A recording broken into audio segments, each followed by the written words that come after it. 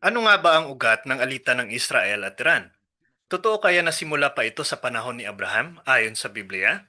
Sa tuwing nababalitaan nga po natin ang tensyon sa pagitan po ng Israel at Iran, madalas po nating iniisip na ito ay isang modernong problema. Usapin ng nuclear weapons, geopolitics, proxy war sa Middle East, mga banta ng missile attacks, at matitinding pahayag mula po sa mga lider ng dalawang bansa. Sa ibabaw nga po, tila isa lamang itong political conflict ng modernong mundo. Ngunit may mga historiador po at Bible scholars na nagsasabing may mas malalim na pinagmumulan ang hidwang ito. Ayon nga po sa Biblia, ang ugat ng tensyon na ito ay hindi nagsimula sa politika.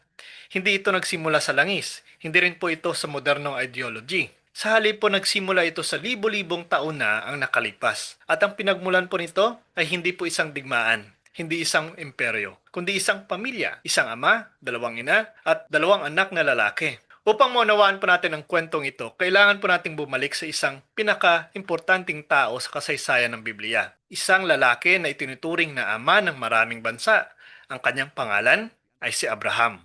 Ang kwento po ay nagsimula sa isang pangako po ng Diyos. Isang pangako na makikita po sa aklat ng Book of Genesis, particularly sa Genesis chapter 12. Sa panahon po iyon, si Abraham, na noon po ay tinatawag pang Abram, ay nakatira po sa isang lugar na malayo sa lupain ng Israel. Ngunit isang araw, tinawag siya ng Diyos.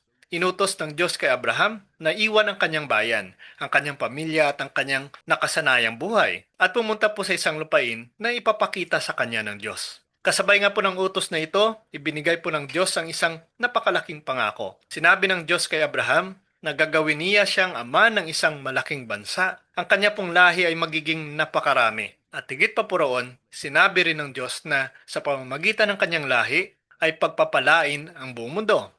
Ang pangako nga pong ito ay isa sa pinakamahalagang covenant sa buong Biblia. Ito po ang pundasyon ng kasaysayan ng Israel.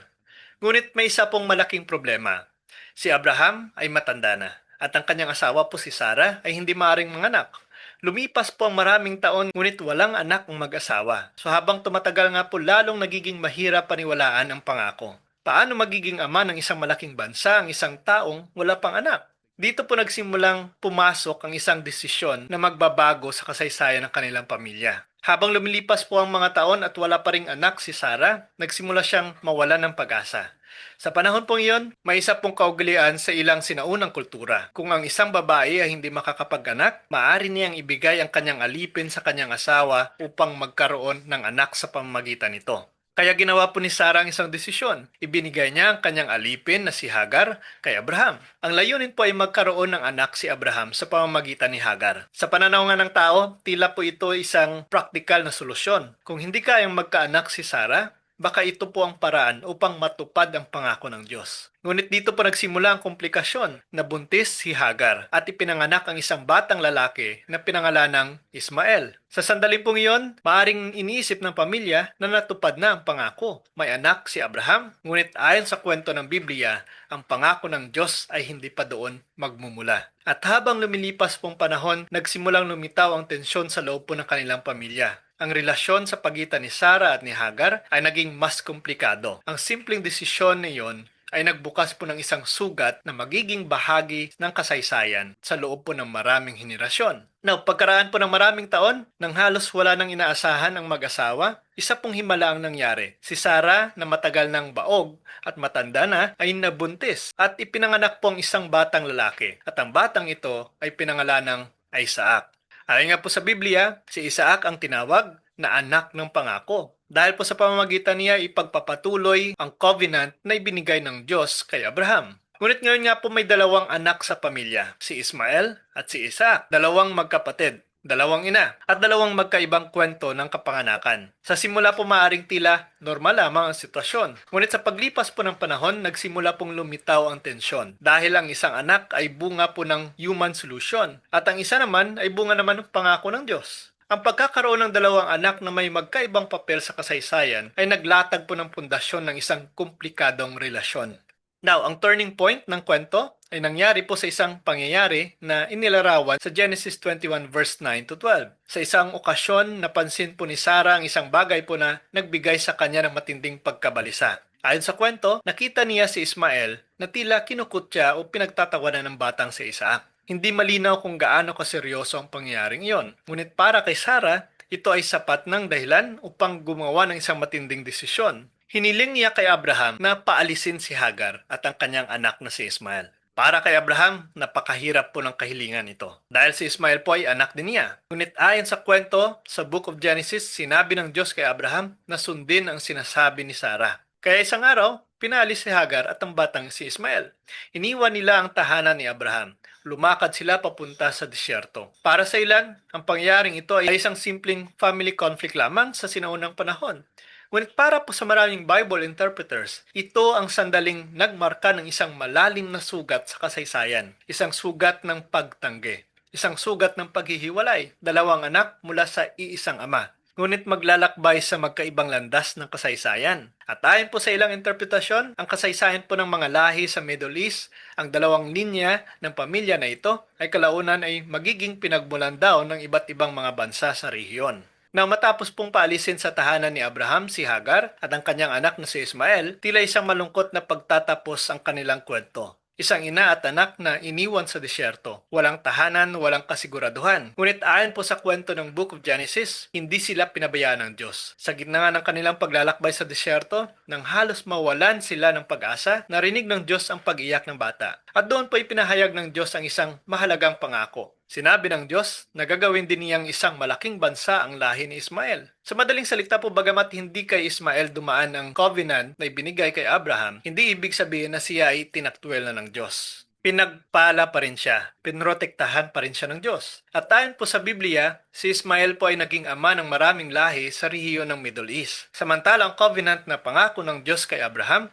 ay pinagpatuloy sa pamamagitan ng isa pang anak, si Isaac. Sa pamamagitan niya ni Isaac, nagpatuloy pong linya ng pangako na kalaunan po ay magiging bansang Israel. Kaya sa kasaysayan po ng Biblia, may dalawang linya ng pamilya na nagmula sa isang ama. Parehong pinagpala, ngunit may magkaibang papel sa kasaysayan. Ang pagkakaiba pong ito ay naging bahagi po ng mas malawak na kwento ng mga bansa sa rehiyon ng Middle East. At sa paglipas po ng libo-libong taon, ang kasaysayan pong ito ay patuloy po na nakakaapekto sa mga relasyon ng mga bansa sa rehiyon. Ngunit upang mas maunawaan po natin ang konteksto sa modernong Iran, kailangan po nating tingnan ang isa pang mahalagang bahagi ng kasaysayan ng Biblia.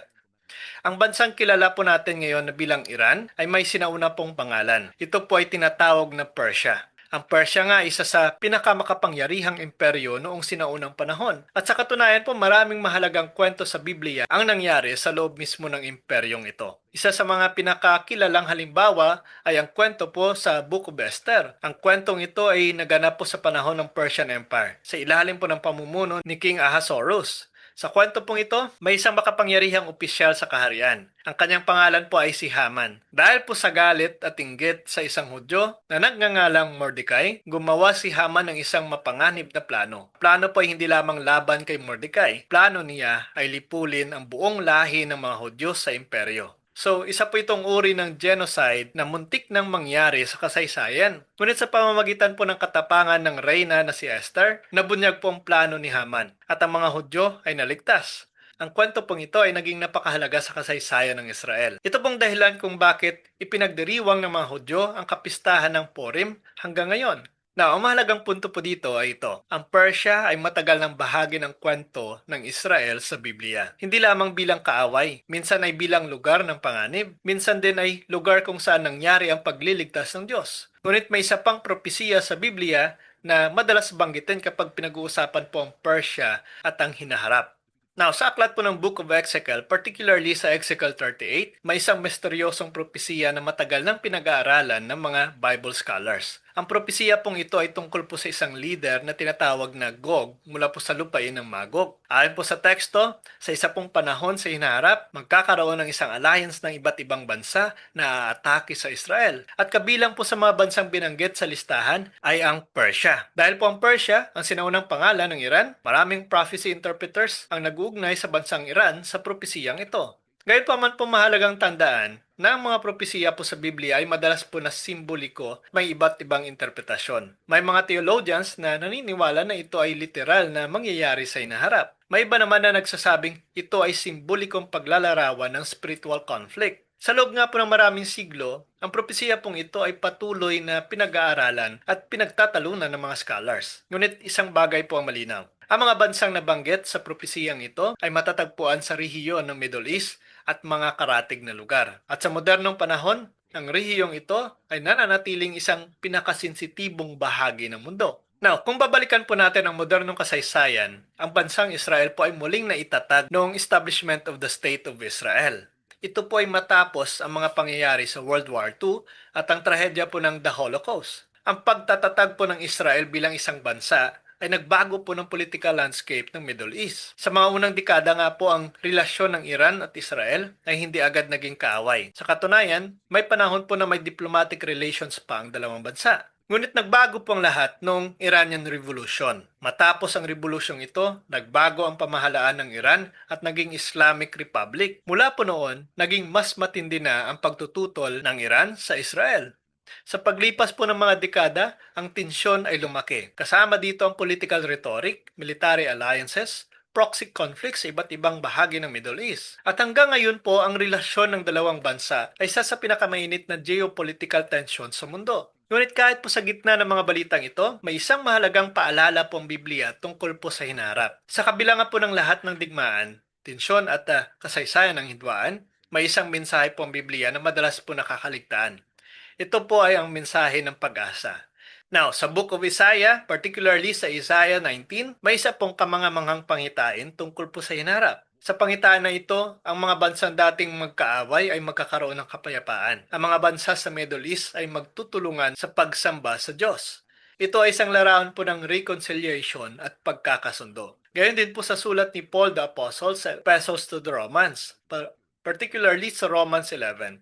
Pinapaliwanag po niya na ang plano ng Diyos para sa mga bansa ay mas malawak kaysa sa ating iniisip. Ayon po sa kay San Pablo, ang kasaysayan ng Israel at ng iba pang mga bansa ay bahagi ng mas malaking plano ng Diyos para sa kaligtasan ng mundo. Now, sa madaling salita, ang kwento po ng mga bansa ay hindi po nagtatapos sa digmaan. May mas malaking layunin po ang Diyos sa kasaysayan ng sangkatauhan. Kaya kapag tinitingnan po natin ang tensyon sa pagitan po ng Iran at ng Israel, madali po nating isipin na ito ay simpleng political conflict lamang. Ngunit kapag tinitingnan po natin ang kasaysayan sa mas malalim na perspektibo, makikita po natin na ang mga ugat ng kwentong ito ay umaabot hanggang sa sinaunang panahon ng Biblia. Mula nga po sa pamilya ni Abraham hanggang sa mga imperyo ng Persia, hanggang sa mga propesiya ng propeta, ang kasaysayan po ng rehiyong ito ay puno ng komplikadong kwento. Ngunit sa huli, may isa pong mahalagang paalala ang Biblia.